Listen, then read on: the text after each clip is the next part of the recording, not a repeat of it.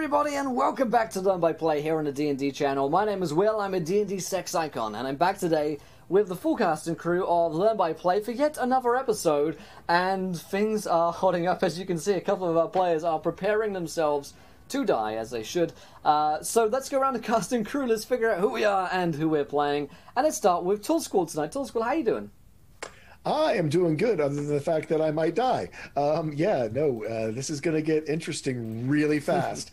I am excited to be back doing Learn by Play, and I am playing Miguel, who is our resident celestial warlock, Asimar, and currently is lying on the floor, face down in his own blood. So let's see. The healer's down. I wonder. Nothing good can come of this. Great stuff.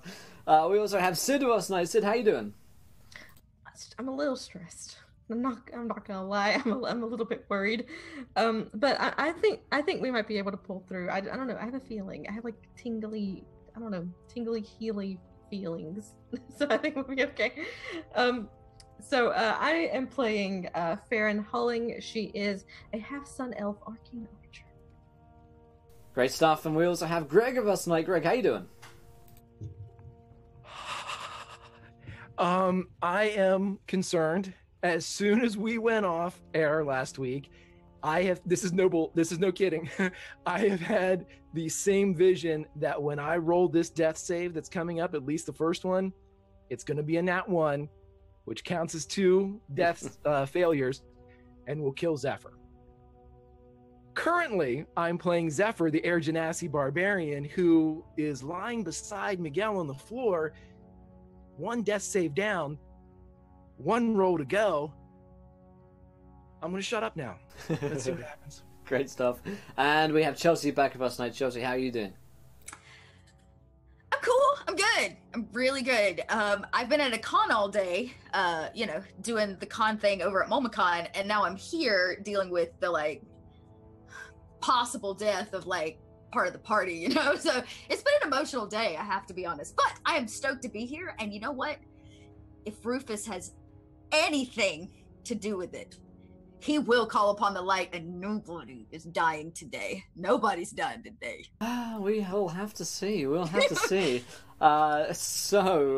remind you guys what happened last time, and of course, what our show Learn by Play here is all about. We actually play Dungeons and Dragons, and we take moments away from the game to talk to you guys about our D&D tips, creating your own homebrew worlds, and all of that good fun stuff. Let's remind ourselves of what happened last week on the show. The party got themselves into a fight with a tabaxi known as He Reads Things, who has captured their lich child friend, Nipatak, and used her power to summon forth a bunch of demons and horrible gribbly things to fight them along their way. He almost evaded them, but the party managed to fight through a series of deadly encounters and traps before finally facing off against him.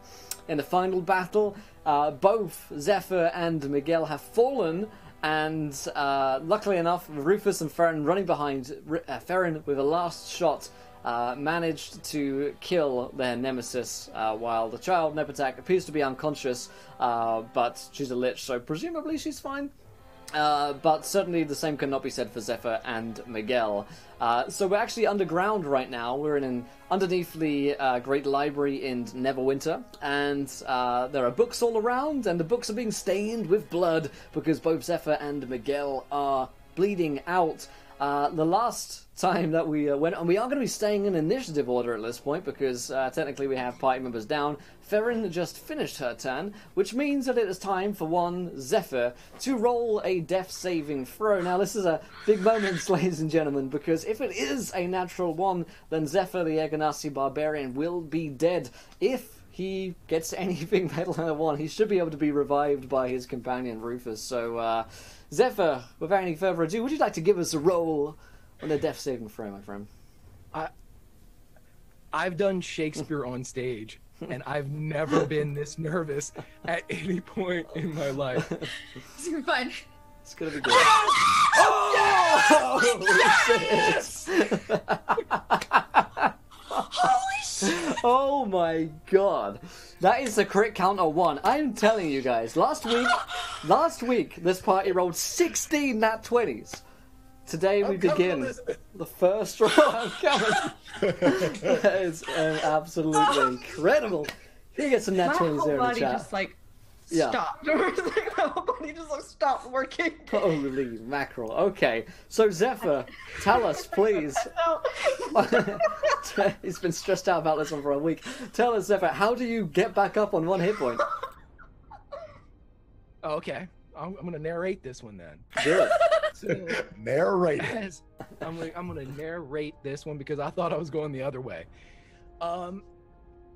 Zephyr's drifting. The last thing he remembers is dropping in the battle to get back Nepatak.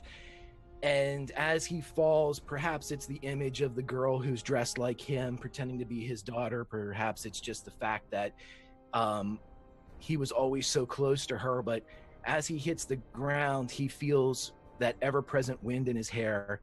And when he thinks it's the wind, he flutters his eyes open and looks up, and he sees his mother as she is slowly running her fingers through his hair, as she did when he was a baby. And he looks up and, "Mother."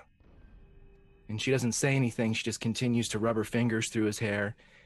And she looks at him, and she takes both of her hands and kind of cups them around his cheeks, traces the lines of his jaw and the raised markings of his race. And she just continues to look. And as she looks, she leans closer as if she's going to kiss him. And at the last moment, she turns and whispers into his ear, "My third wish." And Zephyr wakes up. And he looks around trying to figure out what needs to be done. All right. So you're up on 1, but it is time for our next friend, Miguel, to roll a death saving throw. It's not over yet, my friends. Oh my god! So, sorry. I mean, so. Oh my So, I'm at 1 failure as well. Really? And in that one, yes, and in that one will kill me. Oh. How you feeling? Ah, We may be doing a 2-minute sale on how to integrate, yes, new characters into the game. oh, yeah, no. The 20 makes me hopeful, but also I know how these dice like to drop one direction than the other. So Miguel, let's see. Come on, buddy. Oh, An 8. It's a failure, but it's not a an failure, out one. but it's not an out one. Okay, so Miguel slips 1 step closer to death. Oh my god. As we head over to Rufus, it is your turn. You watch as Zephyr stands back up again, and your friend Miguel looks like he is breathing his last out on the ground. Oh. Okay. Who do we remember who's closer? Is it Rufus or Farron? Farron's ran off to shoot. He reads things, so you are closest. Okay, so I am closest. Okay, then I will run. I will run over to him. I don't know how close I am. I'll dash if I need to take the whole turn. Okay, cool. So I would like to get to him, and he should have healing potions. I do. 2 healing potions on my belt as the healer. Yeah. Rufus knows this, and I am going to just. Well, Jam there's it. not a lot of clothes there to look to hide it. Yeah, I pull it off and I pop the cork and I quickly just like pour it down his throat. Yep. Come on. You thrust it down his throat, and you can roll 2d4 plus 4 of healing for Miguel. As he is saved from death. For now, at least. You're still underground. Oh, boy! That's some nice healing right there. Wow. Alright, I I'm got that like, better. I'm like petting him. Baby. It's all right. You're gonna be fine, pretty man. You're gonna wake up and be just as pretty. It's gonna be okay. It's all right. Come on. Yeah, Miguel's sort of eyes flutter open, and his vision's a little blurred right at first, and as he looks up, he sees the sun tattoo, and it's shining. He sees it as though it's shining down upon him, the sun, and he sort of reaches his hand up a little bit and goes, You are, in fact, the light, my friend. The Me? sun burns in you. I've been told that before, but not by men as nice or as handsome as you. I sort of take him by both sides of the face and just kiss him on his forehead, right on the sun, Oh! and go, "You are truly a blessing to all of us." Oh my goodness, is it getting hot in here? It's hot. Is it hot? It's hot. How are you feeling? It's less about me, more about you. Are you okay? Help him up to his feet. Better, thank you. I look over to Zephyr, and I kind of look away from him, ashamed, and I go, I could not do it.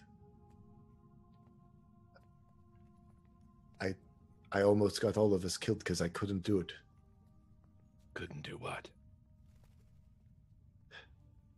I have never second-guessed myself. I've always assumed I could succeed. Always. But when I saw what he was doing, using her,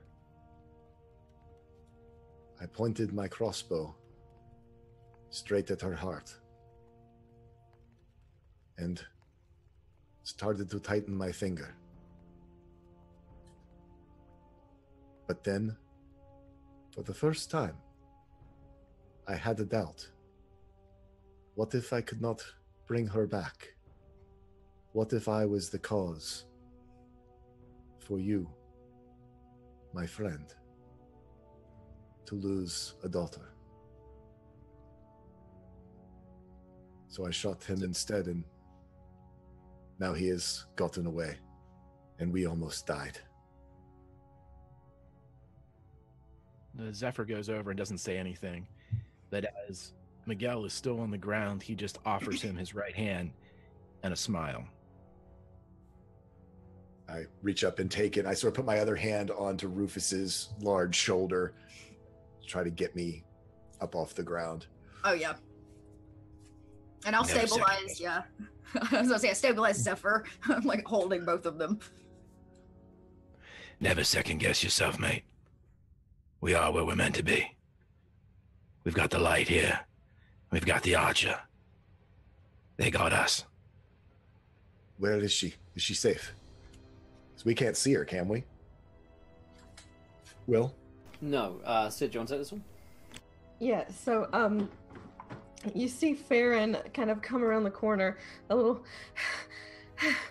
and she's holding Nepertak's like little unconscious body, and coming back, and she's like, so the kitty's dead. I got him. Why does everyone look so sad? She's okay. She's just asleep. Everyone is fine. The bad cat is dead. The little zombie is fine, and we're all back together, and everyone's okay. For the first time since you all have met Zephyr, you hear him laugh. And as he puts his head back in a combination of gale winds and thunder claps, he laughs full-throated as he stares at Baron, she and Rufus have saved the day, and he knows not that this is the laurels that are befitting of the victors. He knows again what it means to be part of a crew. Rufus, where's the girl? Where's the girl? Farron has like got her. Oh, like, you got her. Oh, okay. So she's Okay. like pulling her.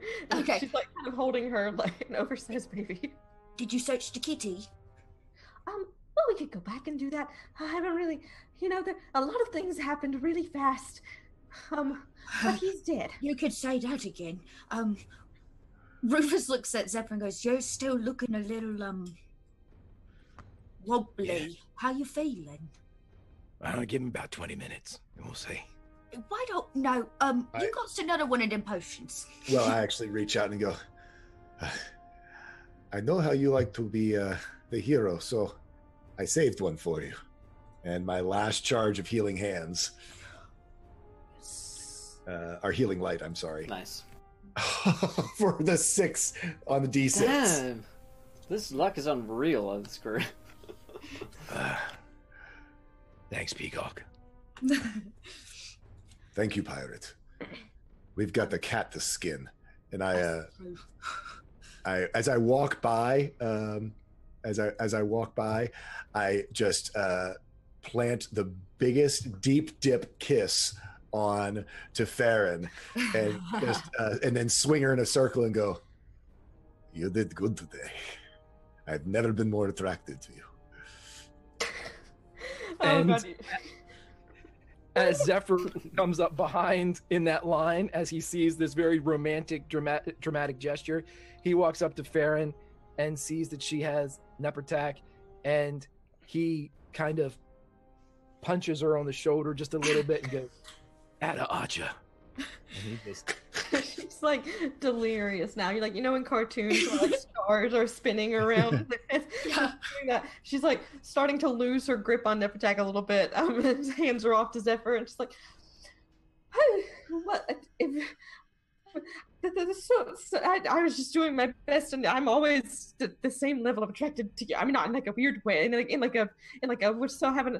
It's just a." Come on, let's go. Oh, go ahead. No, Rufus comes over, like, puts a hand on your shoulder and goes, I know. It takes your breath away when he kisses you, doesn't it? He kissed me Take earlier. my breath away. And I'm telling you, I got some feelings in my knees I'm not used to. Yeah, I have something in like my stomach. It's sort of all fluttery. Rufus, I think I'm in love. softly the sounds of Berlin come down through the tunnel. Yeah. As the soft rock of the 80s takes looking where he reads things, the dead tabaxi he has long robes on him.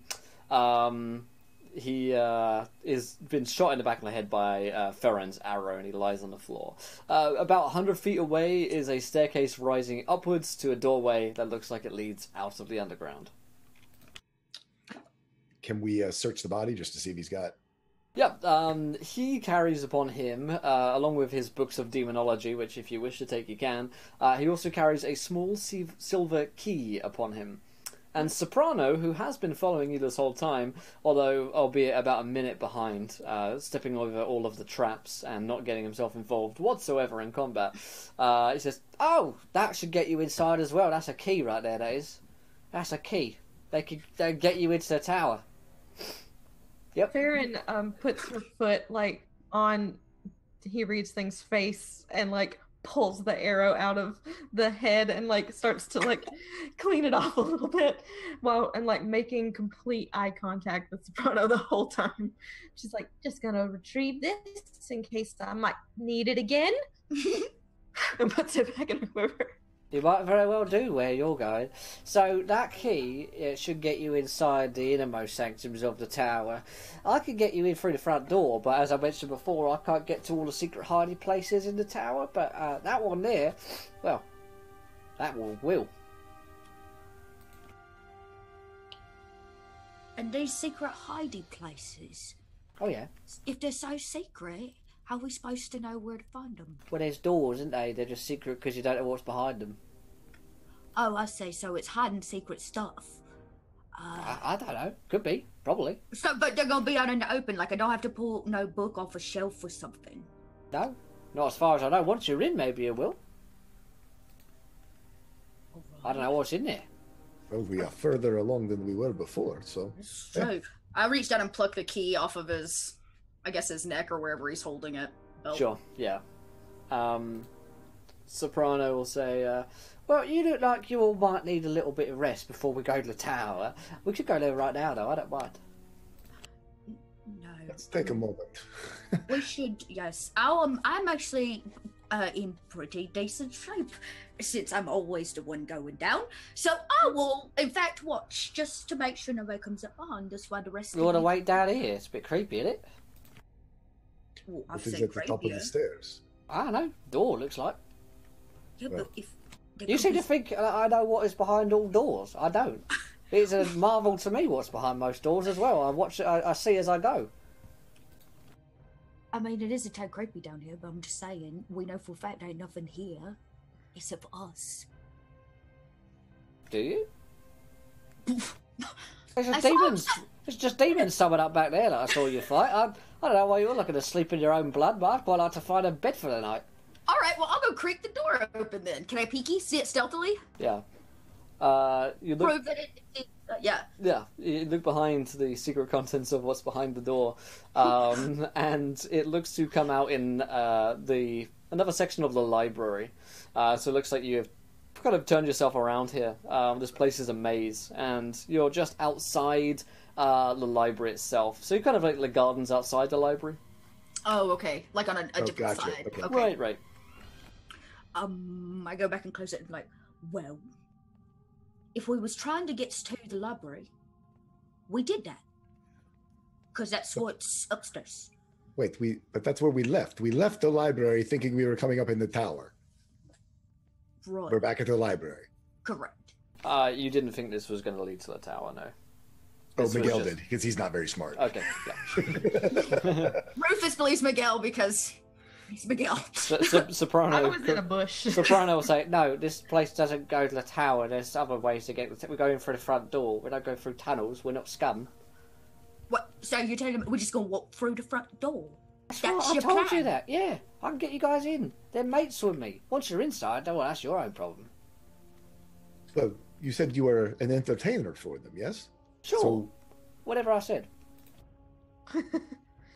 Are we taking a short rest though? Can we spend some hit die? If you want to spend the question is, if we're short still at the rest in- library, do we want to go take a long rest? Sort of. Now. Well, are we safe there? Where back? I was saying go back to Mutt's, Oh, go all the way back and then come back to the library. and then because what time is it? It's in the middle of the night, right? Didn't we ambush them at night? Yeah, it's the middle of the night right now. So do we really want to try to go to Neverwinter Tower through the front door in the middle of the night? That I think we go in the morning, right? Yeah, sleeping sounds a lot better. A I- lot. I think that's a good idea. I'll Now, make some. I'm I'll a make some warlock, soup. so I'll get my spell slots back. But Hey, I'm not doing that. Okie dokie then. Well, then this leads us right to the street, or well, I mean to the backside of the library, but we can find a street from there. I'm just thinking we might want to if we are going through the front door and not sneaking in through tunnels or other sneaky ways. Why should we? Perhaps we should just sleep for the night and come back in the morning as though we are reputable delivery entertainers or whatever our cover story might be. Yeah, I think I like that because I know I wasn't the one who almost died, but I'm still a little bit out of breath and I'm just a little exhausted after a lot of exciting events happened earlier. I mean, I'm with you. I'm just saying this will take us to the street so we can like get to Mutt's, right? DM. Correct. Yeah, sure thing. Okay. You guys, okay, to make things quicker for you guys, you can head back to Mutt's and take a long rest if you like, or you can take a short rest and move on from there. No, I think you're right. We have to go in the morning or be suspicious. I would think so. Now we should listen out just to make sure that because weren't the guards, the wardens were summoned after the explosion. That's right. It's probably been like an hour since then, but it's possible that they're still around. So- yeah. So If we're careful, we should be able to Yep. navigate. The only thing that happens on the way back is that you are assassinated. No, okay.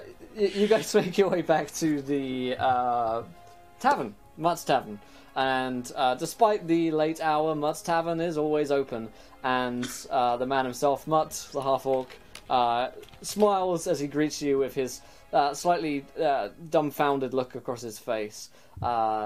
He's notices his friends coming over. Oh, hello everyone, come on in. It's a bit late for you guys, isn't it? What? Oh, you look like you almost got died again. Wait, you didn't get imprisoned yet, did you?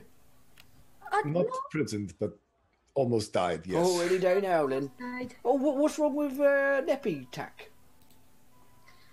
Somebody was like harnessing her power for Oh, classic. yeah. I think she's just asleep though, right? Or is there something I'm missing here? You don't notice She that doesn't have a Nevertech. heartbeat, Yeah, right? she doesn't breathe. She doesn't have a heartbeat. She Baron looks doesn't to know. be asleep or dead, but it's very difficult to tell when you have like an undead creature. I don't. What is there? I could do like a medicine, or I Yeah, mean, what's the I mean- equivalent of an undead medicine check? It's likely that you guys haven't done this because you haven't been able to like find a place to do this in. But now that you're Yeah. back to the tavern, Mutt will kind of like clear out the rooms that he keeps. In fact, he doesn't need to clear out the rooms. He always has rooms open for you guys. Oh, here they are. Come up here, and he clears out the room, puts it in Miguel's room, the one with all the mirrors in, and puts it down on the bed. And you need anything else from me? I'm I going. think we're fine right now. Yeah, this is. Thank you. Thank All you. right, just drop by any time if you guys need to not get arrested for another day or whatever. I'll see ya. And he, as he goes, his like foot goes for a floorboard, and it just goes, and he falls over a minute, pulls himself out, and you guys will watch over the next 20 seconds or so as the floorboard repairs itself. That right there, it freaks me out. What is with this place? At some point, this is going to come and haunt us, but not tonight. I think we need to let's see what we can do. Rufus won't be able to sleep. The house is alive. I can totally see like Rufus asleep in his room and like Farron like somehow like sneaking in and like doing like this sort of thing. Oh my god. Little joke on Oh, practical joke on Rufus. Oh, I imagine they probably did that a lot back in the day when they were like roommates. Oh, so they were roomies. Oh my god, they were roommates. I mean, what would even be You can roll me a religion check, yeah. okay?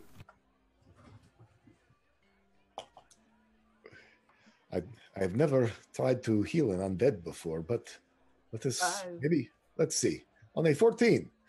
Oh. So, you're pretty sure she's not, she hasn't, like, died. She is either dead and she's waiting to, her phylactery to restore her, which is within the next week or so, you think, or something else that you don't understand has happened to her, which could be any one of a million things. Similar to, like, I mean, it's similar to, like, modern day health situations, like if someone's in a coma or someone isn't waking up, you know, like that could be so many things that you don't really understand unless you are a trained, you know, physician, or in this case trained priest. It's likely that a priest or someone of that nature might understand more. Maybe there's something in the demonology books about something like this, but she certainly isn't gone. Or a necromancer. Right. I see. Well, what you got there, Miguel? What you find? How do we fix her? I don't know. Maybe there's like a quick, you know, maybe there's like a 24-hour turnaround thing with her little, you know, her little heart box thing, and maybe after a little bit, she'll just pop up. Well, Let's let us- with her body still here, I think the best we can do is just keep it safe and hope that she returns, unless we can find a necromancer, or I'm not sure if a priest is the right way to go, but I only know of my own religious. Well, the good news is, if she does, she's just going to regenerate back there, right? At her phylactery or whatever, right? Correct. Then, if she's not really okay, but she's still like alive and we can't figure out how to bring her back, well, then she's like stable. So we can just put her on a bed here, which means she's safe. And one way or the other, she's not really going anywhere. Maybe if we just keep talking to her, she'll hear our voices and come back. Oh, that's beautiful. We could even sing songs. Let's not go too far. Never, this is like your daughter we're talking about. What should we do? You let her sleep. That's what I'm Whenever saying. On the Tempest, beloved, but if we ever had a sailor who got too much in his lungs, we had a sailor who ever, you know, if she took a rope to the head or something that put her down, we let him sleep it off, you know, just like you do with too much drink. Sometimes too much ocean, too much sleep is as good a healer as some of these priests. And who's to say that these priests that we wouldn't go to would want to banish her, kill her, especially in this city? We can't trust anyone. Yes, you are right. If we show up with a lich in any of the places within here, I mean, the city's in a panic due to the thought of this undead army marching this way. So I think the best thing to do is keep her hidden and keep her safe. I agree. And tonight, the both of you, you deserve the rest. And so do you, Baron. You killed him. Everybody get some sleep, and we're going to have stew, and we're going to have tea when we get up, and it's going to be a new day. And we'll all feel better. Okay. I just felt like we could maybe try something, I don't know, a little bit different. How you mean? If you would like to sing to her. Well, I'll sing. I'll sing. You were the savior, Farron. Today's your day. If you want to sing, we'll sing. We'll do something that. How?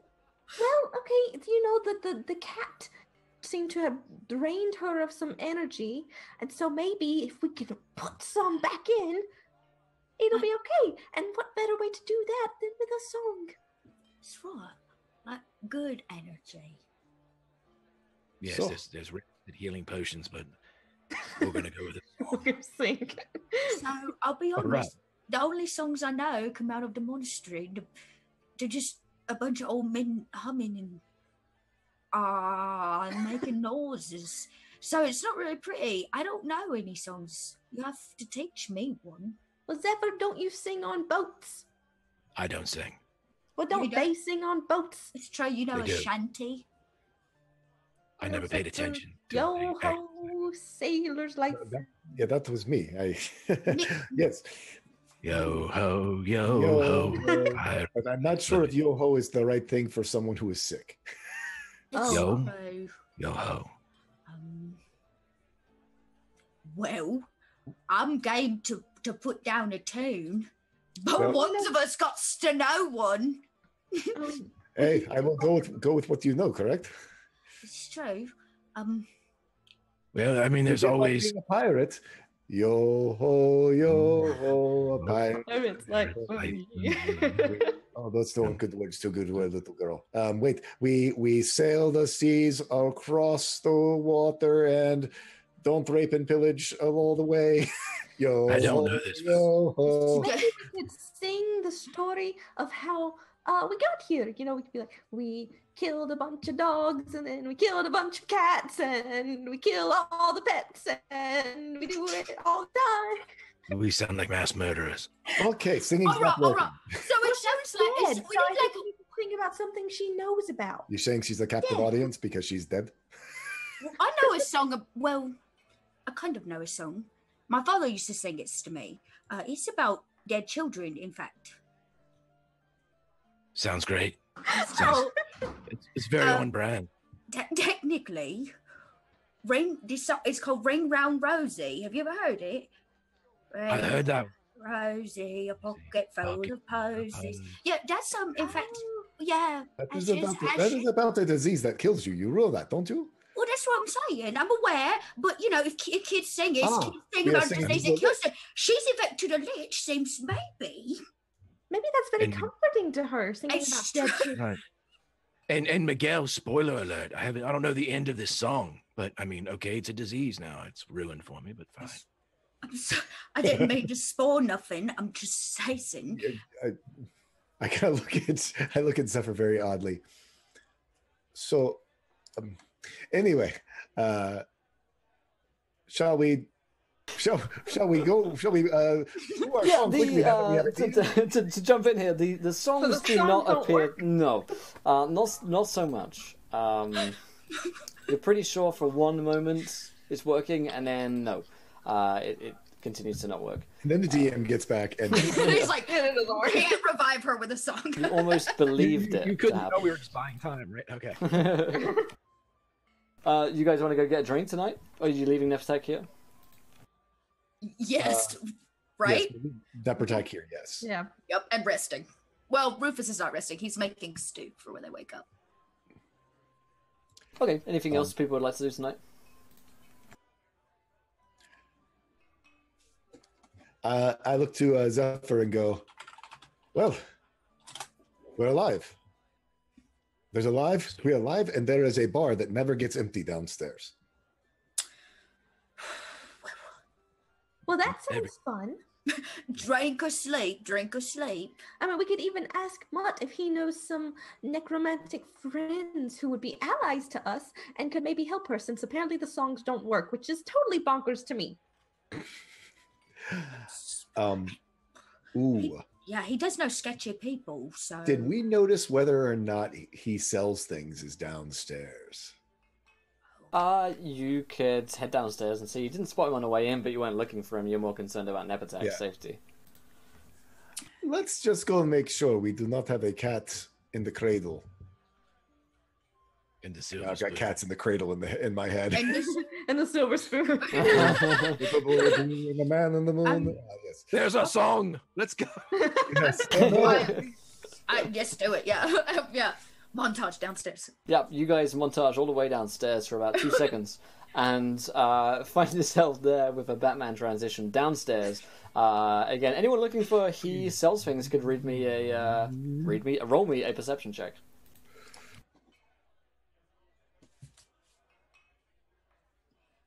That's a 12 for Miguel. Okay. It is a 12 as well. Yep. Solid. Or 8, I'm sorry, 8. Yep, best so far is a 12. Farron. That's a bit better. There you go, 23. Farron is on fire.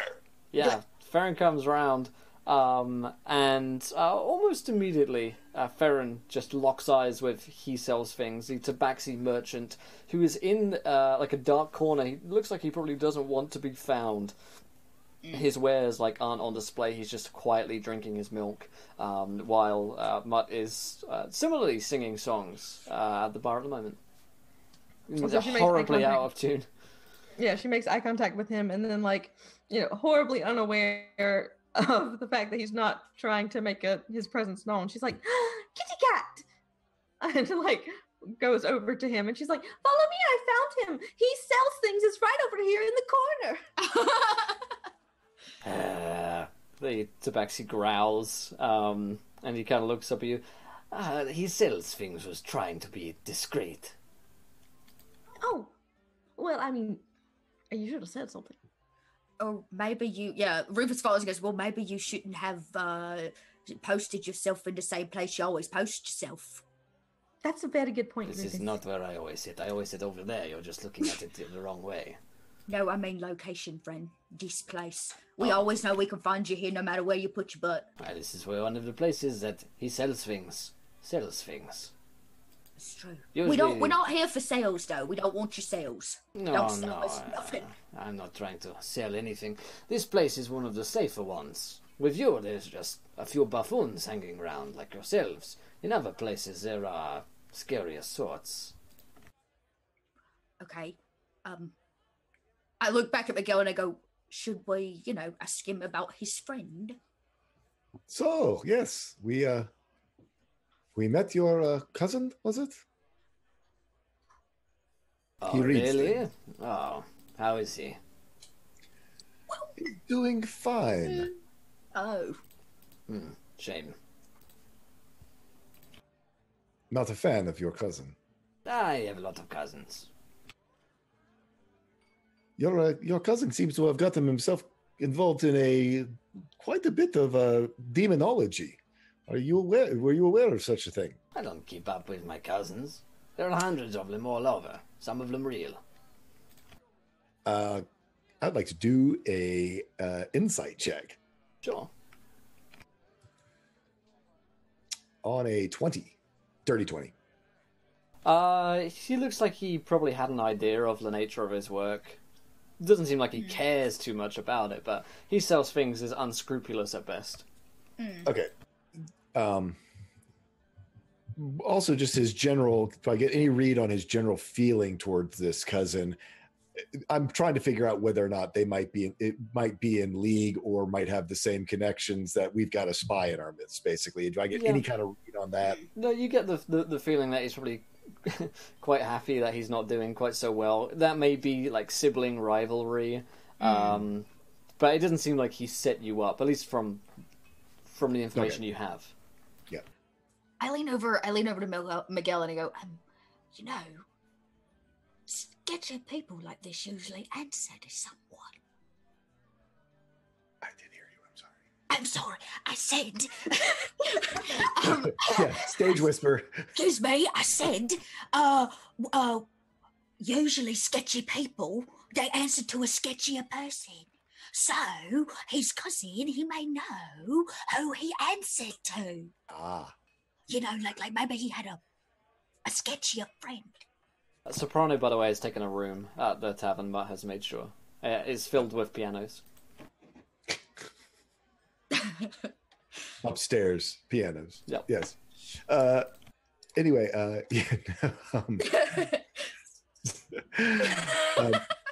why did you put that in chat? It's so true, though. You do sound like Moaning Myrtle. I Damn do, it. I do. Now I can't get that out of my head. Rufus is moaning all along. Confirm. A lot of Harry Potter references this season. You broke Squall. Who am I talking to? I'm talking to He Sells Things. Hello. Yes, Hi, hello. Miguel. Good to see you. Anyway, so you do not seem too fond of your cousin. I must admit, we were not too fond of him either.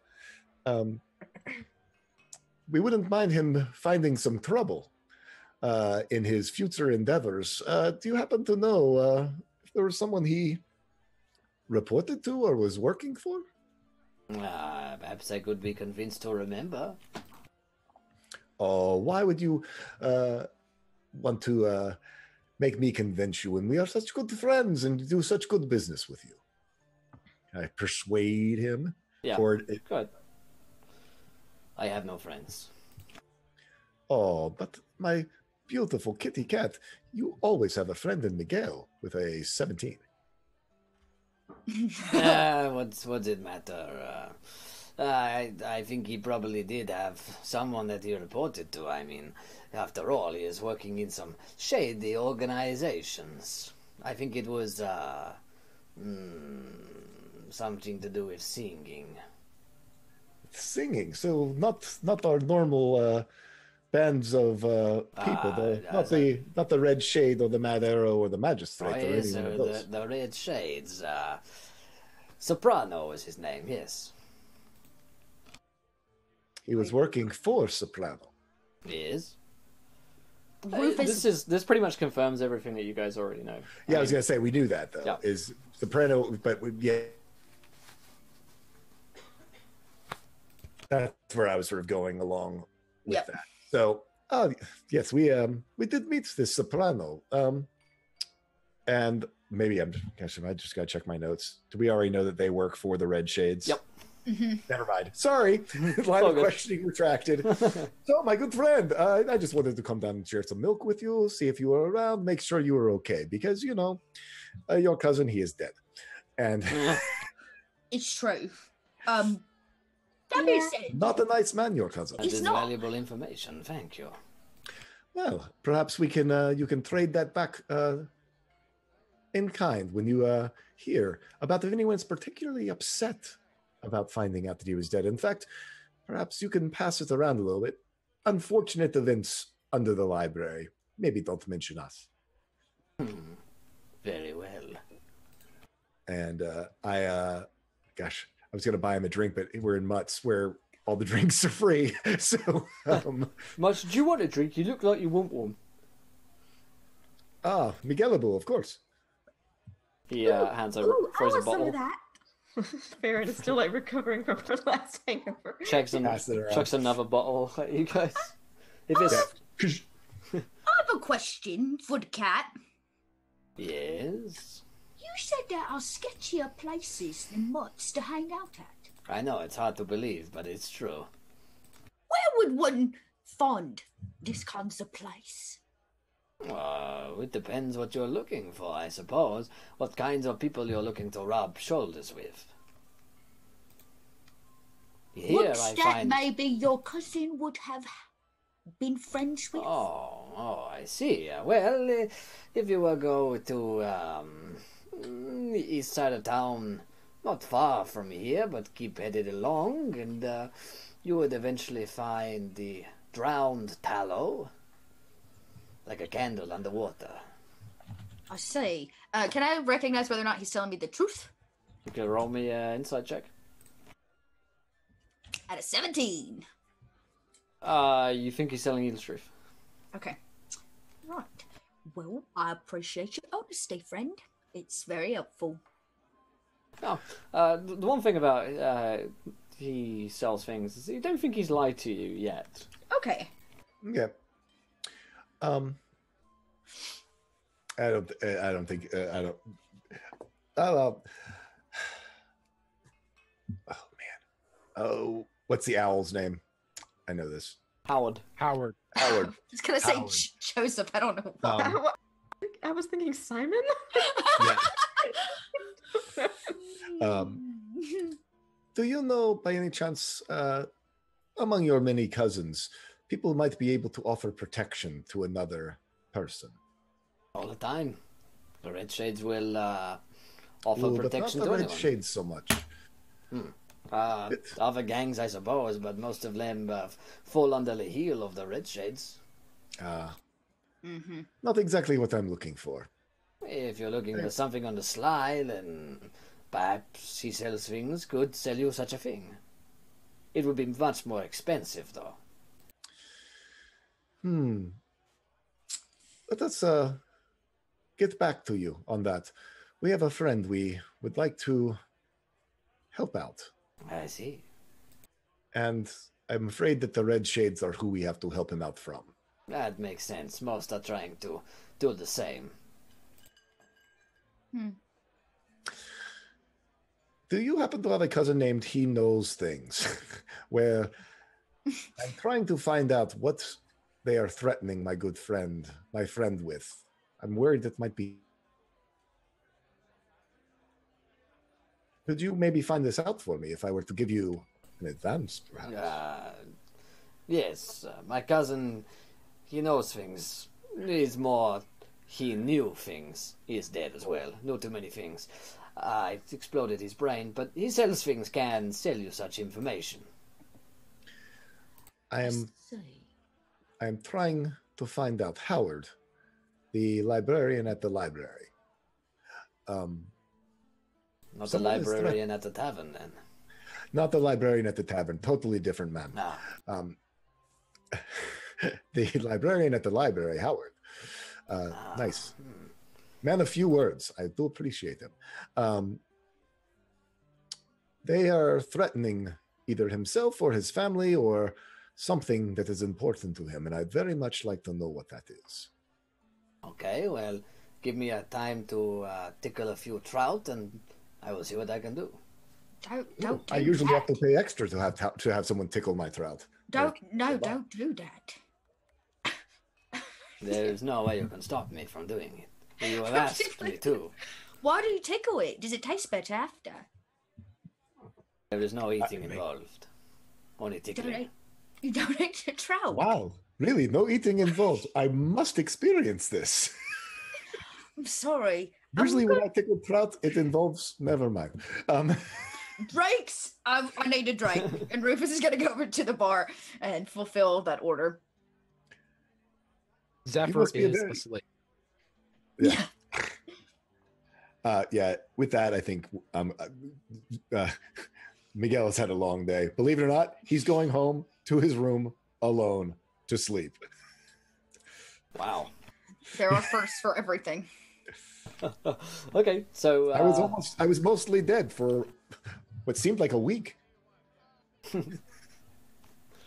Okay, so Miguel's headed back up. What do the rest of you guys want to do tonight? Yeah, I need sleep. Good idea. I'm not doing so good. Okay. Yeah, Zephyr would have Nep attack in his room. Okay. With the window open. Yeah. Nailed open. Nailed open. The window's nailed open in there. And what about Rufus?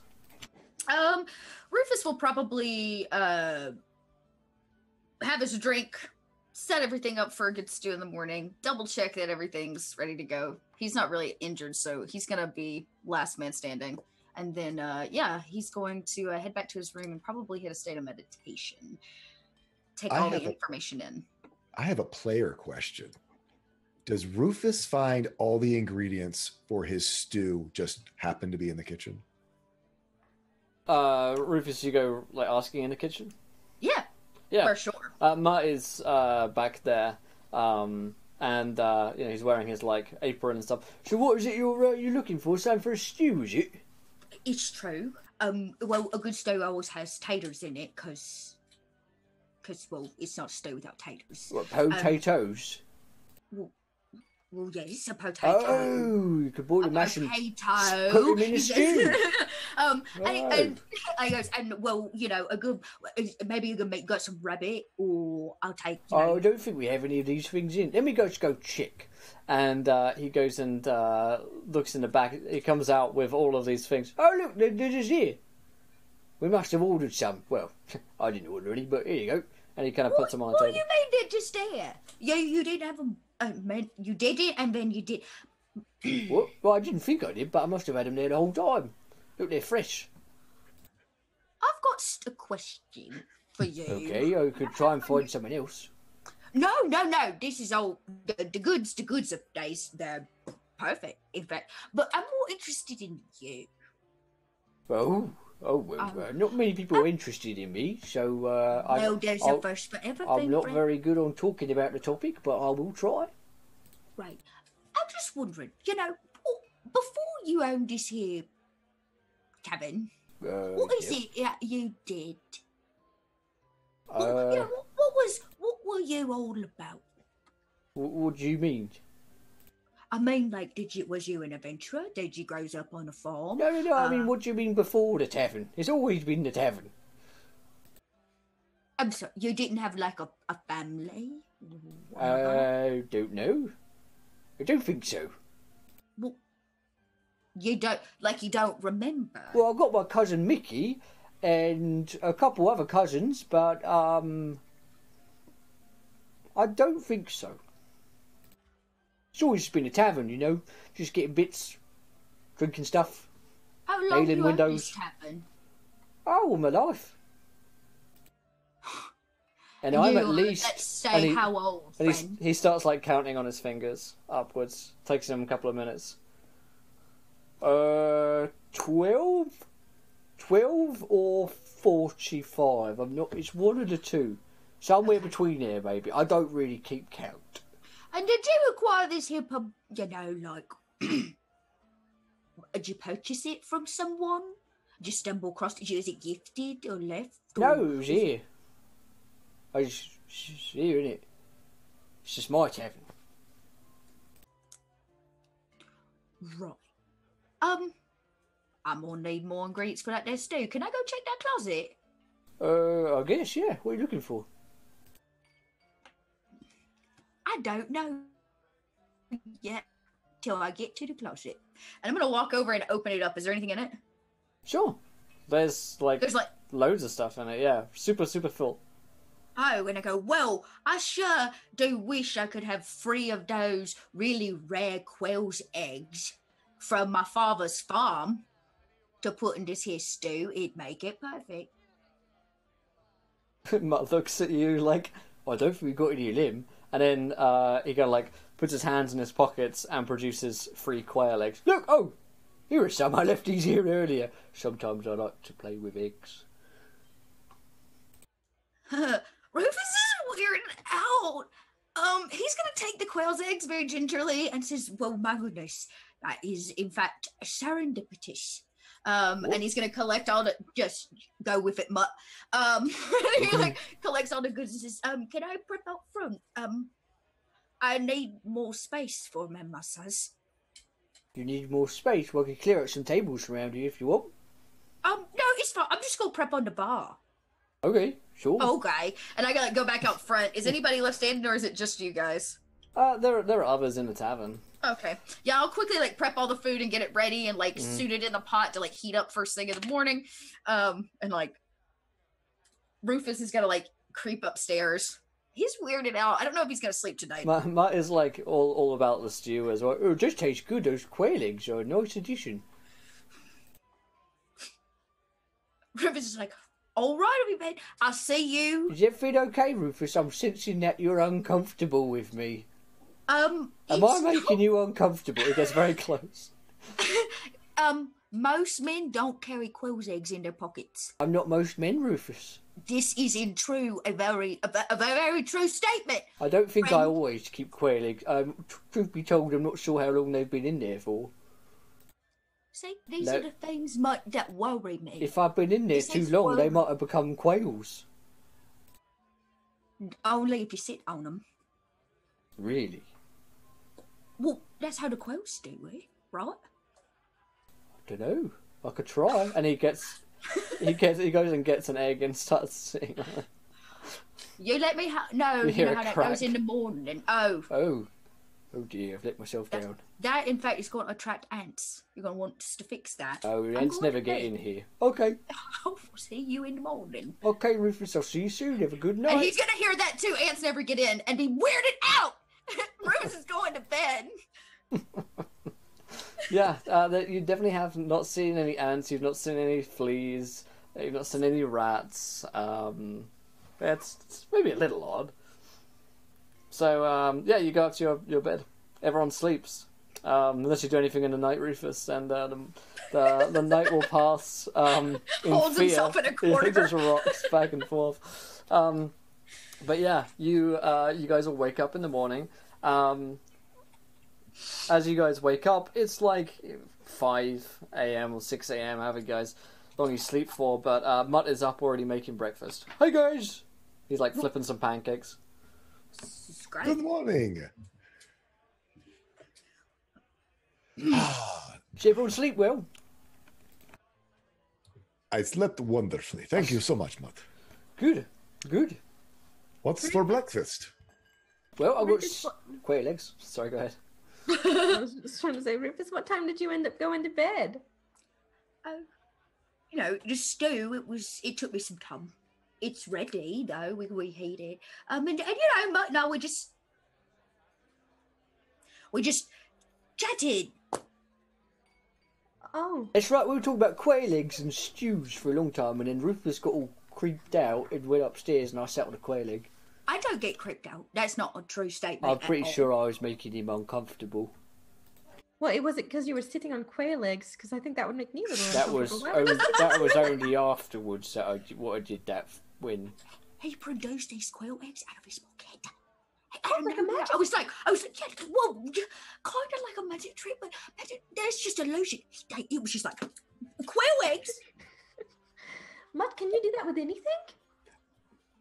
What do you Where's my magic great sword? It's around here somewhere. mean? Never seen one of them before. Boy, I wish I did though. He like pulls it out of his throat like sword. Miguel is just reaches over the bar to the same bottle of Miguelaboo that he knows he's personally drunk, emptied 4 or 5 times. And he just goes, Rufus, I just go with it. And he just kicks it back and just starts draining it down, puts down the bottle, picks it back up, and it's half full again. Why complain when you have this at your disposal? The your stew that you like ate half of, Rufus, is full again. Oh my god. I mean, it's a miracle. I understand, and most of the time I wouldn't question it. And I'm a simple man. I don't know what you're talking about. I've It's got just a to tavern. know. I've got to know. He doesn't know where he came from. Watch this. Hey, Mutt. Yep. What are you doing? Watch this. Just watch. Hey, Mutt. Do you Hello. know where you come from? What do you mean? What? Who's your mum?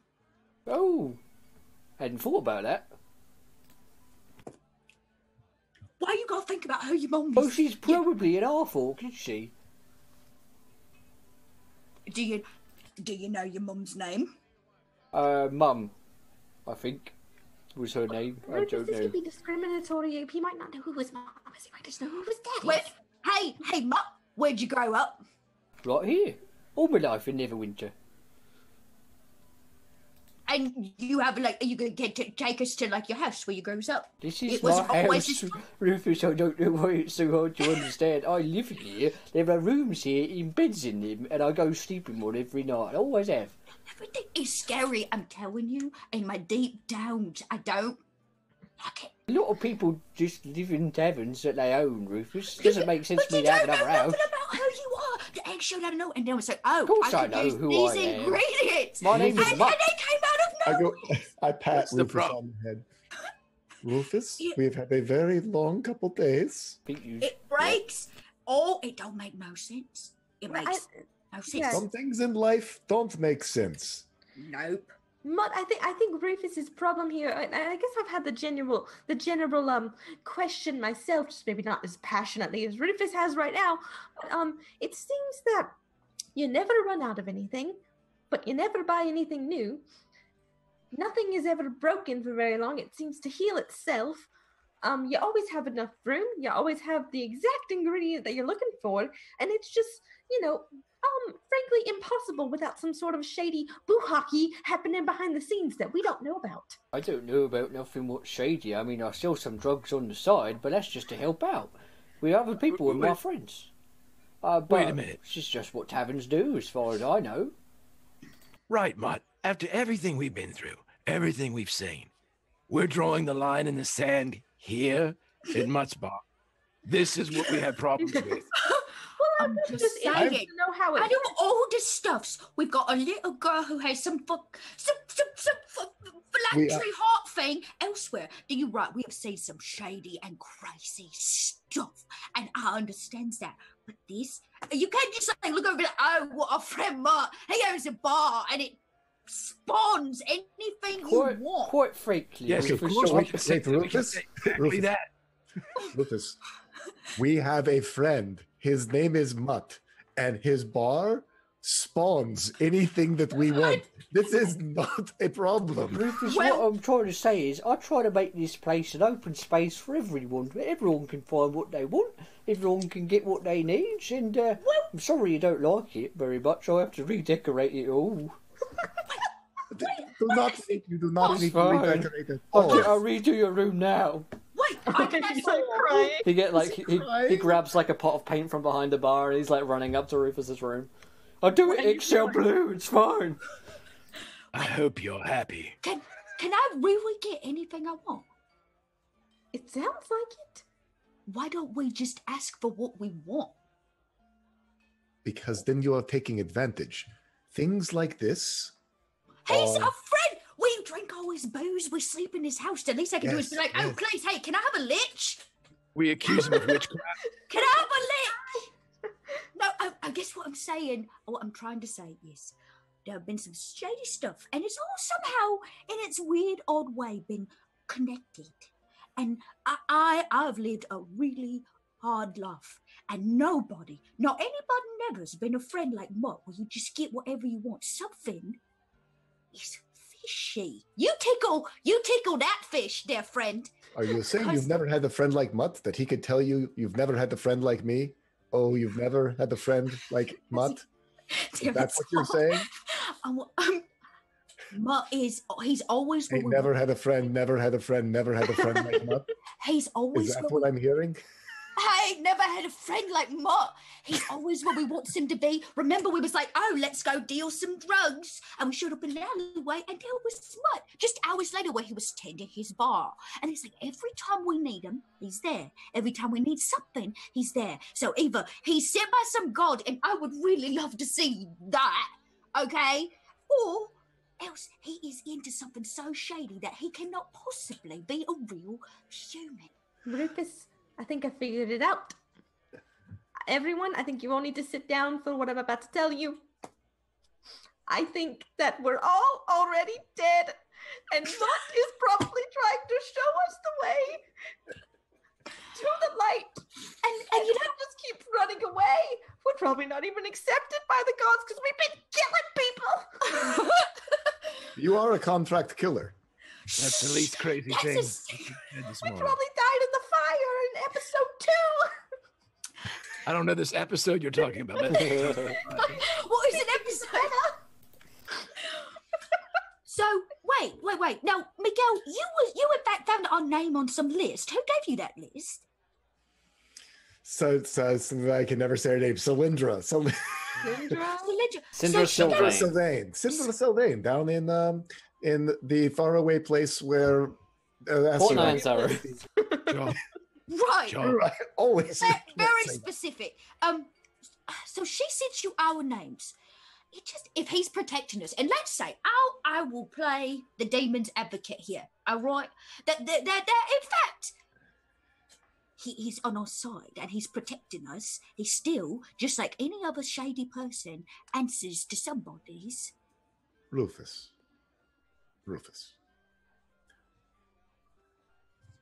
I am the herald of a giant flying rainbow serpent.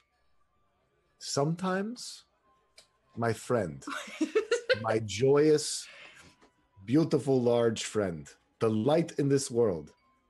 Sometimes, you just gotta have faith. Faith. You gotta have faith.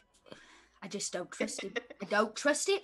You know what, though? I do, in fact, trust a lot of you.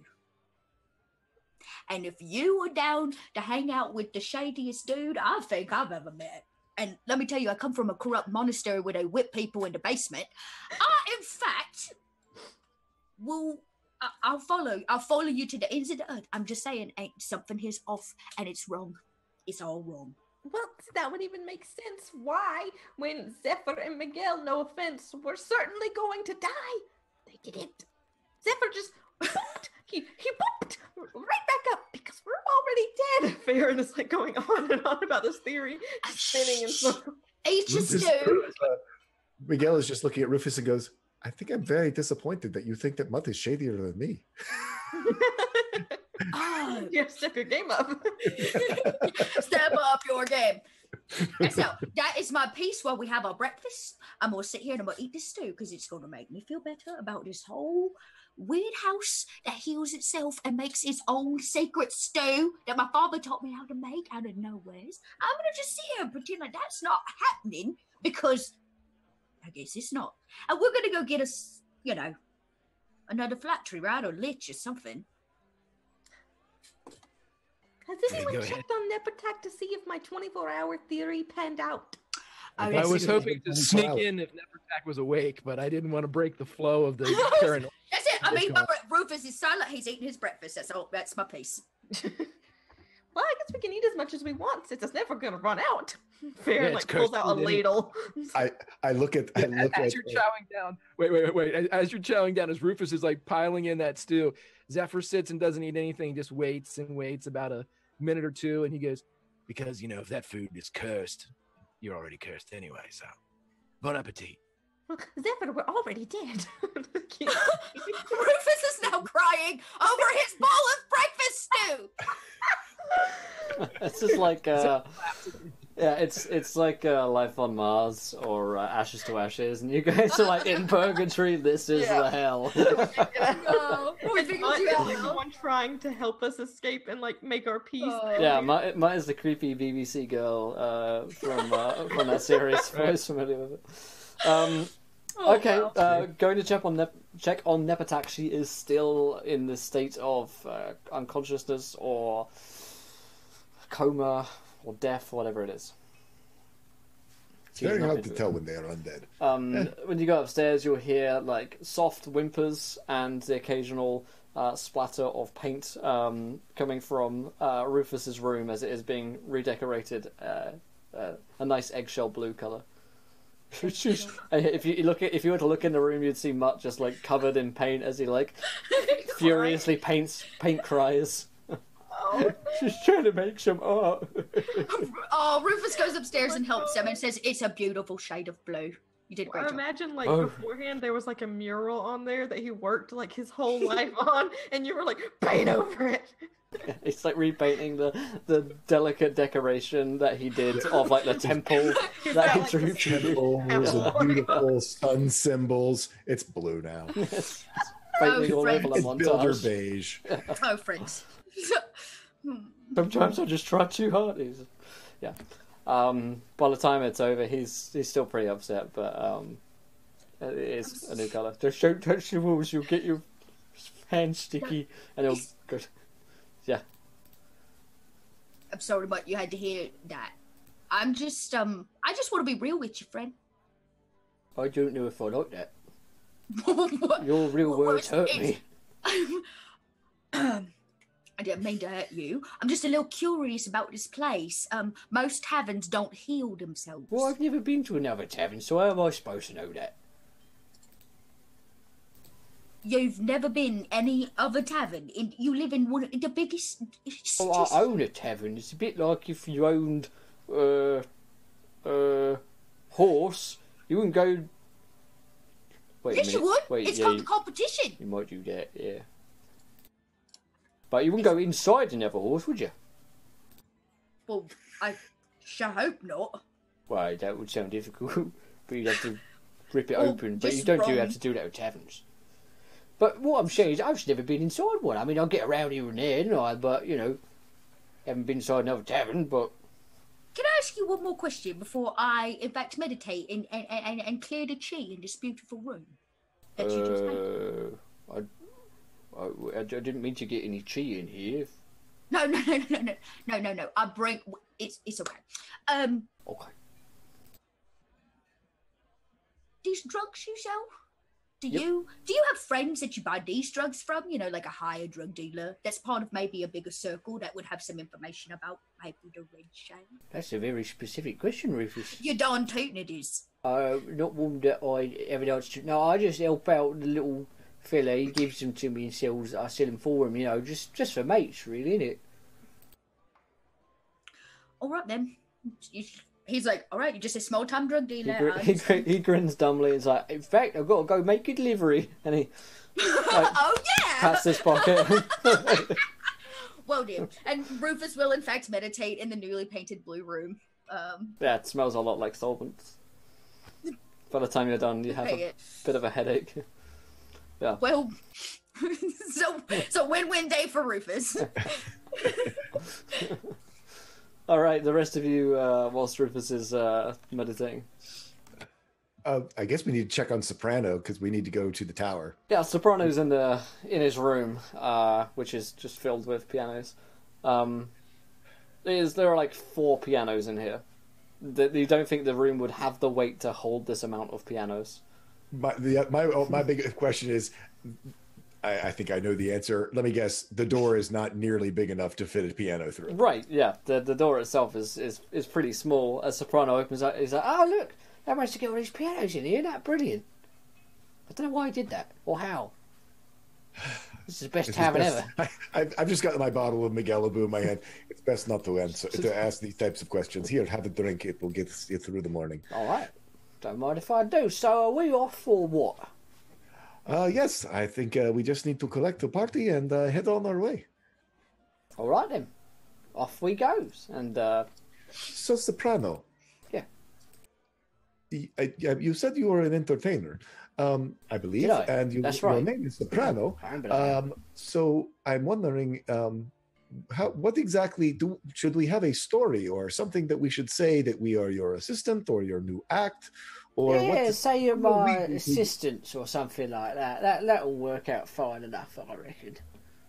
You know, Rufus and Farron were actually in a circus. They do quite a performance. Only once in a while do the people they perform with end up dead. Oh, well, in that case, you got a better success rate than me. So, sure, they could do that. If they need to prove their skills, but I shouldn't need to. You know, I would say I want to do an insight check, other than the fact I don't even know what I'm inciting into, other than this is, talk about sketchy. This is definitely quite sketchy sounding, yeah. Yes. But as you guys meet back up as a group, Soprano's like, so what we'll do is, we'll go in the tower, stay with performance. Once inside, I will bugger off and go, and you guys can fend for yourselves. You've got a special key, get in through special doors, see what's inside, see if old Neverember's in there. Probably is, isn't he? Sounds good to me. He kind of like starts strolling off. Sounds like a plan. So, in the I don't know whether Miguel would know this or not, or whether it's just sort of general knowledge. I mean, Never Ember is a fairly well-known figure, even though he's been missing for a while. I mean, Right. is it like it's kind of known that he lives at the top of the tower, or just in the tower? He's Is somewhere. it it even a tower, or is it like a castle? No, named- yeah, no, it is a tower. There is like a grounds outside of it which surrounds it, but I mean, the rumor would be that he lives at the top of the tower. Okay. but whether or not that's true, no one's seen him in Yeah. several No, I mean, years. just, sort of the general lore. Yeah. And it is in fact a tower, it's not like London Tower. It's a actual like wizard's tower. Right. Yeah. Absolutely. Yeah. Go ahead, Ziv. Tower of London. Sorry. Yeah. As they're getting ready to go, Zephyr will go over to Mutt and just simply say, The little girl's up sleeping in my room. If you can think of any way to maybe rouse her, maybe there's something she wants to hear or play with or eat. Maybe whenever I'd really like to see her whenever I get back. Maybe she'd be awake and playing around with you. I might have someone I could cook up for just such a thing. I'm sure you do. But anyway, just look after her for me, Mutt. You're the best man for the job. Thanks, Zephyr. And he like grins dumbly, and like as he's leaning, he like crashes, like smushes a glass in with his hand. He's like, oh, and like the shard of glass in his hand, and he's like pulls it out. There's no blood. I love you just the way you are. That's nice. And he like pats you on the back as the wound like seals itself up, and he starts like bobbing along. Soprano is like, come on in, let's go. No time to waste. After all, if you're going to break in there, best to do it sooner rather than later. If you're all going to die, get it over with. Right. Well, we've been lucky so far. So, I look to the group. Smiles, everyone, smiles. We're going to perform.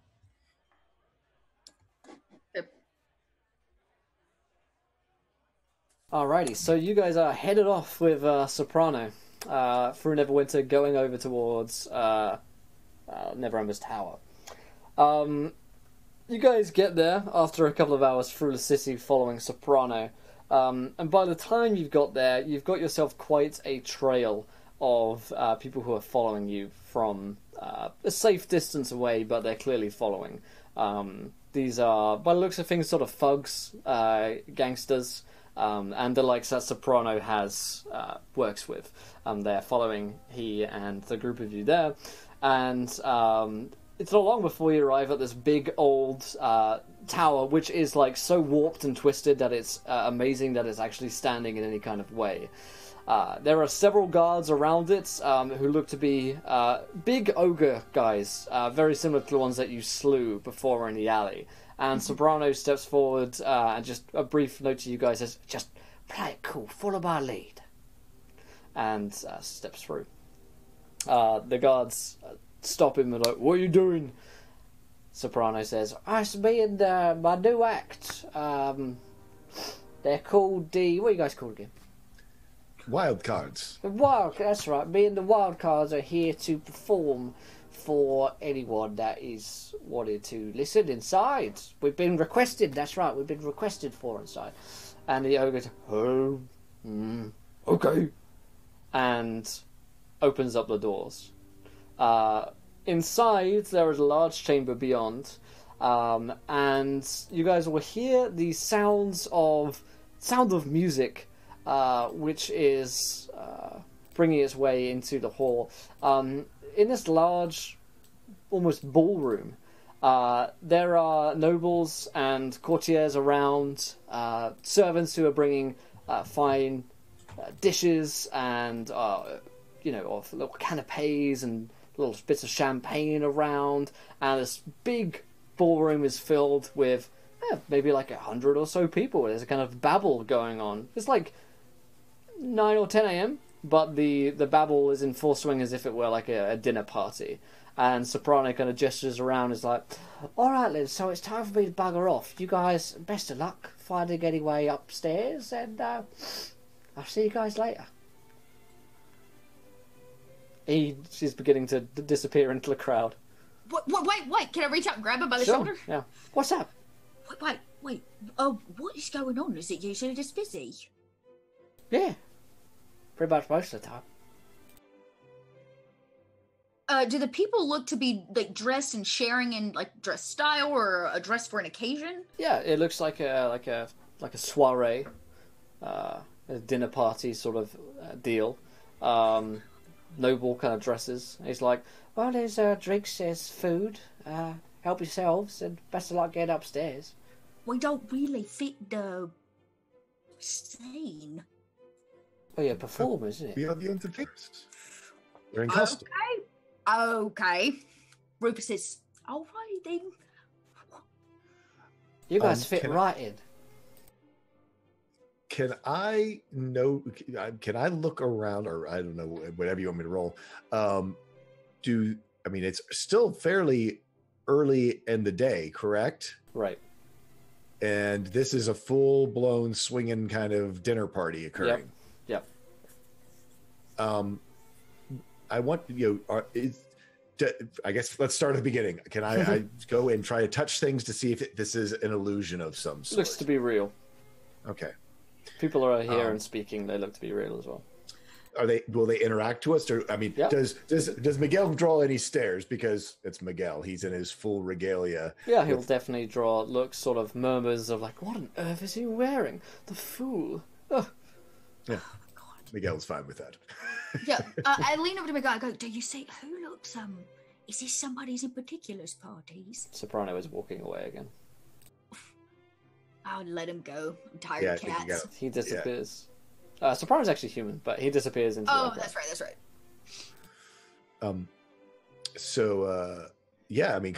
Can we insight or something to or investigate to see if it seems as though this party is for someone in specific, or is this just a general soiree?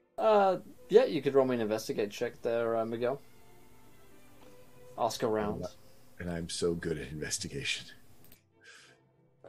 That's a 6. Yeah, this one noble kind of takes something of a dislike to you as you're trying to make your way through the party. He's kind of dressed slightly provocatively, like extravagantly himself, and probably feels like he's been outshone by Miguel. And he's like, "I don't believe you were even invited. Are you on the list? What is your name?" I am Miguel, and I do not need to be on the list. Only the commoners. are on the Nonsense. list. Everybody I has to know. get on the list. Anyone is on the list. No. Zephyr See, starts that's how- striding That's how towards this little guy. you know. If you are on the list, if you have to ask to be on the list, you don't deserve to be on it. I'm surprised they let you in here. Zephyr, you can get pretty close to this guy. He looks at you. Yeah, What on earth do you want? He is striding right up. He gets within you couldn't pass your fingers between the two of them. He lets the lightning fire off between his eyes, and he says, Is this the morning that you die? Ugh. We've got another bunch. And calls over his shoulder to the nobles, and they'll go, He says, These aren't if you're looking to yes. go upstairs, then you can go upstairs. he takes his finger and pushes it into the person. Does it give at all? Yeah, there's like flesh. Is it cold though? Is it like Oh. No, you suspect that this person is alive. So we are not the first to pass this way. Nor will you be the last. Now, if you're not here for the gathering, then I think it's better to leave at once. No, Upstairs we- or out of here. Just to make sure we're here for the right gathering. Which gathering is this? Ugh. He just uhs at you and looks away. He clearly is disinterested in what you have to say. Right. Well, if they're gonna let us just go to the tower, we should get a move on. Oh, they wouldn't. This back down. But are there any other doors? You said there's a big stair, like a big There's a big staircase that leads up to one door, which looks like it leads higher into the tower. No one is like on the steps or up there. Everyone's down here on the dance floor. Well, perhaps we punch bowls, tables, normal stuff down here, and anything seem out of place or out of the ordinary? Everything seems like it's perfectly normal down here. Famous. One more question. I kind of run back to the guy. I'm like, I know I don't mean to. What Excuse is me, it now, sir, Lord. you imbecile? Did they come back? Oh, no one ever comes back. No, but feel free to go up there if you really must. Was it Soprano who let you in, by the way? I know it. At the same time, as this is happening, you'll watch as a couple of heavies, several of the kind of bouncer ogre-like folks from not far off, have grabbed Soprano and they're bringing him up to the top of the stairs. And he is being held, and one of them punches him in the gut, another one punched him in the face, and they throw him off the balcony to his death. Everyone looks over, claps politely, bravo, bravo, and then get back to their talking. The body is dragged away. Is that part of his act, you think? No, in fact, you can't trust nobody no more. Well, Do you think they're going to do that to I've dealt with ogres before. I'm afraid that whatever is in this tower is worse than what they just did to him. The noble overhears you. Oh yes, well that's just security on the door. Dear me. Well, we're not going to get anywhere down here. Let's... By all means, let's go. Anything you'd like for me to write on your pathetic obituaries? I'm sure that no one will Yes. attend. Rufus looks like Yes. Couldn't stand the company of assholes. And he walks off. Rufus goes, it's all right. I don't want you writing my obituary.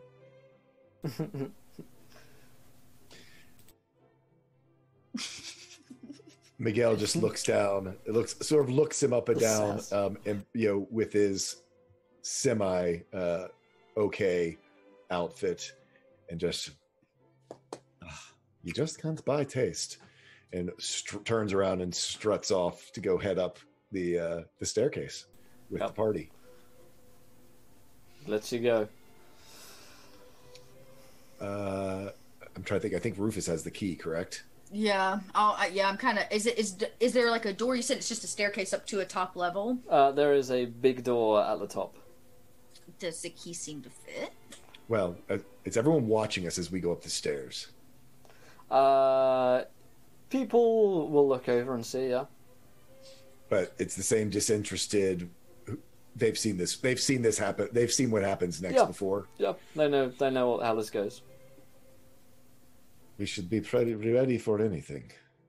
I will go ahead and get. Well, first thing, I'm going to go ahead and get mage armor up with my Eldritch Invocation, and we'll go ahead and actually, I'm going to, because we're on stairs in close quarters, I'm going to manifest my golden serpent glaive in my hand as my pact weapon. There's a couple of ooh from the crowd. Lord. Miguel takes a big, really snarky bow, like the most disdainful bow you've ever. Yeah, they're like, oh, fresh entertainment. Little Rufus, if you will.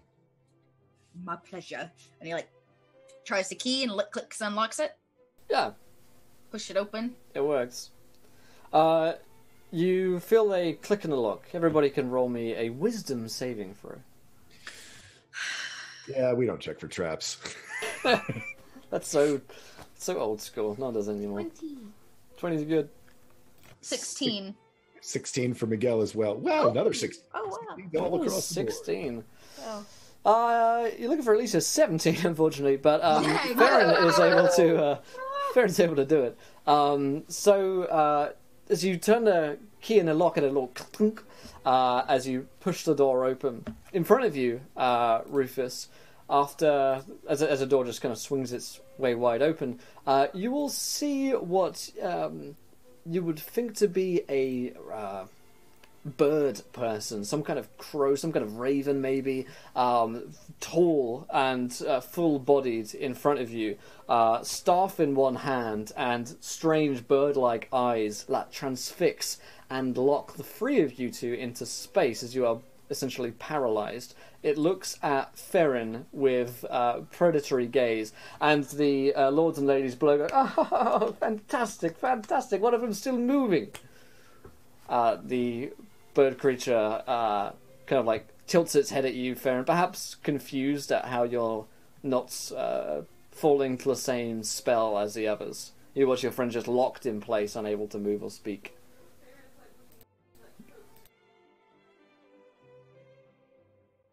She like pushes him a little bit. I imagine he like teeters like a weeble. Yep. She like looks back over at that thing and she's like, "Hey, that's not nice. You need to undo that." The creature looks back at you as you tell it to stop, and doesn't seem to be able to either understand what you said, or just unable to complete your request. With its staff in its hand, it speaks and says, "Will you come with us? Come with Your who? presence has been requested. Who by who? The Lord." See, here's the thing. Do you mean like all of us, or just me? Because I don't really feel comfortable just leaving my friends here frozen. All of you. The others will follow along. Oh, well, great. I guess, I mean, I would like to get out of this situation.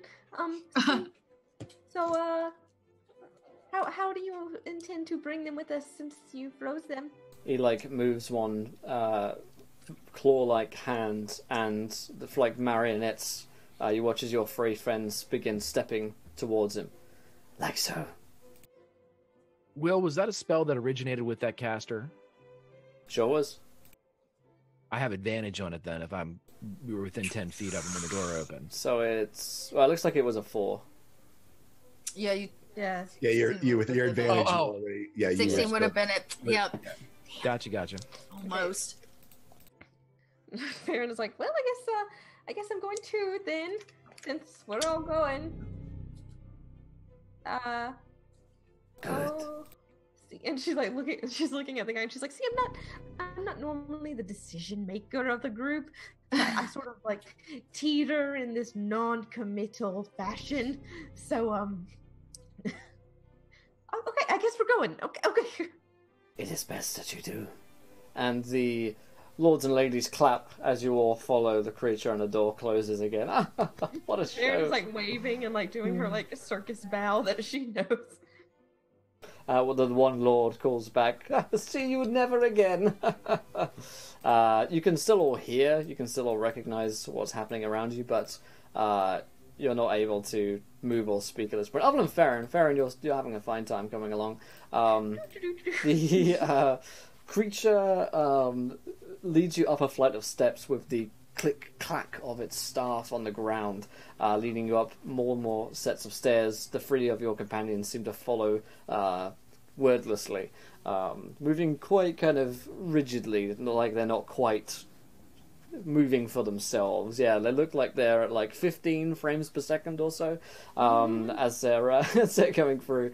A little bit of lag on their end. It seems like it's weird, but the creature will lead you through. It's like 8 feet tall or something. This guy is really large, and in these blue robes that don't cover a lot of its kind of like feathers, but you think there's quite a large body mass there.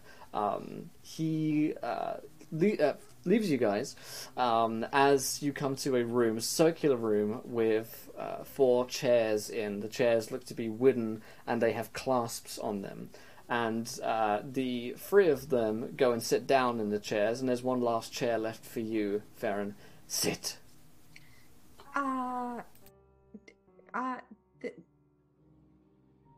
Do I don't really want to. It seems a little bit uncomfortable and trappy. You can sit at your own will, or I will make you. Well, see, I feel like you might not be able to do that because you tried to make me do a lot of stuff and it didn't really work out for you, did you? Roll me another wisdom saving throw. Yeah. For 17s or higher. There it is! Oh, crit number 2. The creature kind of like, almost if it could raise an eyebrow, it would. Instead, it just kind of like tilts its bird-like head and is like, your choice then. Remain standing. Indeed. it closes the door, which shuts with a heave, and you watch as your companions sit down and clasp themselves in, and the clasps almost like lock themselves around magically around their arms and ankles. Oh God. Okay. And she'll like come over to like Miguel and like look like straight into his eyes and like be like, wake up, wake up, wake up, hello, hello. They're like zombies. Oh God. Oh. Okay. So can I use like rapier or dagger or something and try and like get these locks off of them? You can certainly give it a go. As the rapier isn't going to work. The dagger like a is. lockpick type thing. There are no real locks on them. They look more to be magically sealed. As you set your dagger down to like saw at the lock or try and prise it open, it doesn't come away, which would confirm your suspicions that this is indeed magical, rather than iron or steel. As you're down there, though, it's only a minute or so as you're trying to work away at this that the door opens up. And you watch as a half-orc, very tall, very burly, with a slightly idiotic look on his face, steps out. And you recognize Mutt. He says, "Oh, hey, guys! Hey, whoa, what are you guys doing here?" Mutt, what are you doing here? "Oh, I don't know. What do you mean, what am I doing here? I'm always here." No, you're not. You're always at your tavern. That's why it's called Mutt's Tavern. "Oh, yeah, sometimes I'm there, but then sometimes I'm here as well, help out, cooking and food and stuff." Mutt, how do you always end up in the same place that we are at the exact same time that we need you? You know what? Don't answer that right now. What is happening? I don't know, why you guys sitting down those chairs? Them's left for the intruders and stuff. Are you guys intruders? No. We would. You look like you might be intruders because you're sitting in the intruder chairs. Well, there was a person named Soprano that said he could get us in, and we came with him, and we were supposed to be the entertainment, but then they killed him and threw him out a window, and now we ran up here. They just looked at this weird bird person, and this bird person made them all like, woo, trancy, and they came and they sat down and they locked themselves in. Oh, so you is intruders. I told you guys you was going to get locked up one day, didn't I? Yeah, well, I think we didn't really know that we were intruding. It was an accident. I did tell you guys that you would get locked up at some point, didn't I? But you did say that you would help us get unlocked up. Do you remember that? You did say that. I didn't think I did. I said I'd leave you to it. No, I know. Nope, I remember clearly. You said that you were going to help us, and that's why you're here right now. Sorry, guys. I mean, I'd love to, but I made a promise to someone else that I wouldn't. But Mutt, we're such good friends, Mutt. You're our best friend. We live together, Mutt. We're roommates. We sing out at the tavern. We make stew. We sit on eggs. I don't know about none of that, but I know we do have some good times. But you see, it's not really up to me. I made a promise, and a promise is a promise. Well, who did you make this promise to, Mutt? The door opens again on cue. And you watch as a slender and slim man enters into the room. He's almost bone like thin. He is almost skeletal in nature, and almost no hair on his scalp. The scalp is almost receded to just be skull, and his eyes are like sunken pits. If you were to take a guess, this guy is either undead or close to death. He looks incredibly ill. Walks with no weapons on his person, only dark robes that he wears. By reputation, you would recognize this to be Lord Neverember. And he says, "Why, Mutt? You're here because I told you to be here. You're always here, Mutt. Remember?" And Mutt almost gets the same rigid look as Miguel, Rufus, and Zephyr. And I go, "Oh, you're right. You're right. I am. How did I forget that?" Mutt, that makes no sense. Mutt, we saw you at the tavern earlier. What are you talking about? Neverember looks at you for the first time, kind of surprised that you are standing. We have one who has refused to kneel before her lord. Well, no one asked me to kneel. No one. That was never a request. He looks back to you. Well, you see, Mutt here is a friend of mine. Mutt has a great deal of friends. Isn't that right, Mutt? Yes, I know that. Mutt is a friend of mine too. He's a friend of all of ours. Yes, I like to check in every now and again with Mutt. You see, his place is rather interesting. I'm sure you'd have noted it by now. It's because it is a gift. From you? Right. That's correct. I can see you don't miss much, do you? Figure that out this whole time. Then, okay, well, why does Mutt not remember where he came from? Did you snatch him up as a baby or something? Or did you erase his whole memory of his whole life, his parents, everything? The latter. He has no use for it. Isn't that right, Mutt? And Mutt says, that's right, I've got no need for silly memories. You're so clever, Neverember. I don't remember nothing about it. And Neverember says, that's quite right. He just pops by when I summon him and tells me the latest things. Like how you've been searching out for Asarak's phylacteries, which is of great interest to me. Well, yes, we've been searching for a lot of things, but I don't understand why you do that to poor gentle Mutt here. You're supposed to be this kind, gentle ruler, and all of a sudden you've disappeared. Where have you been this whole time? Everybody's been looking for you. Everyone needs you. What have you been doing? I've been doing the most valuable research possible. You see, when the wars came, when the undead rose up against our city, well, I realized that kindness and generosity was of no good. The people needed a leader, one who was strong, one who could fight against the true enemy, Asarak. And so I set about into my tower, learning all I could of demons, undead, phylacteries, attempting to do what good I could, for I knew that it was only a matter of time before those leap